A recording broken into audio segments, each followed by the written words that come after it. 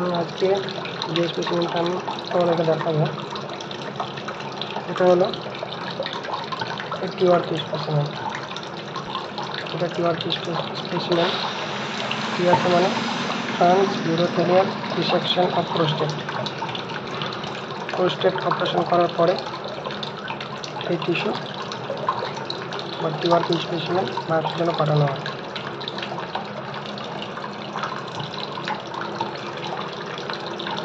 টিওআরপি brushing করার সময় আমাদের কয়েকটা জিনিস খুব সুন্দরভাবে মাথায় রাখতে হবে। টিওআরপি আমরা ব্রাশিং কীভাবে দেবো? এই যে মাল্টিপল ফ্র্যাগমেন্টস অফ টিস্যু হিসাবে আমাদের ল্যাবরেটরিতে এসছে, এটাকে ওয়েট করতে হবে কত গ্রাম হচ্ছে। তারপরে কী করতে হবে, অ্যাগ্রিগেট ডাইমেনশন, যেটাকে একসঙ্গে নিয়ে নিয়েছি, এরপর অ্যাগ্রিগেটভাবে রেখে একসঙ্গে নিতে হবে, এভাবে রেখে এটার যে ডাইমেনশন সেই ডাইমেনশনটা আমাদেরকে মেনশন করতে হবে, রেকর্ড করতে হবে, গ্রস ডিসক্রিপশনে আমাদেরকে লিখতে হবে। এরপরে ওই যে টিস্যুগুলো আছে টিস্যুগুলোকে দেখতে হবে এবং ফিল করতে হবে যে টিস্যুগুলো কীরকম, এবং এর কালারটাকে মেনশন করতে হবে। নর্মালি কী হয়, গ্রে হয়, গ্রে কালার এবং ট্যান টিস্যু হিসাবে নর্মাল হয়। কিছু কিছু কালার ইয়েলো হবে এবং ইয়েলো কালার সেটা কি সাজেস্ট করে, ইয়েলো কালারটা টিউমার সাজেস্ট করে।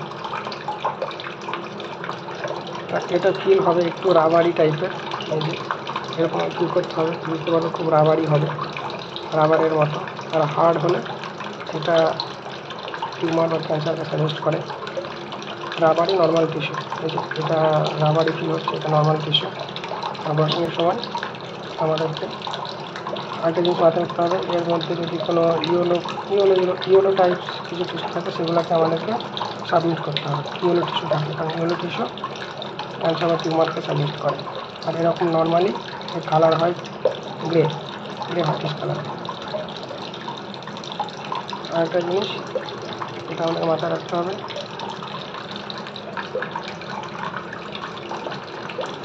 এটা পুরো স্পেসিমেনটাকে যদি পসিবল হয় পুরো স্পেসিমেনটাই আমাদেরকে সাবমিট করতে হবে আপ টু 12 ব্লক, মানে 12টা ব্লক পর্যন্ত যদি সম্ভব হয়, যদি পসিবল হয় তাহলে পুরোটা কিছুতে আমাকে সাবমিট করে দিতে হবে।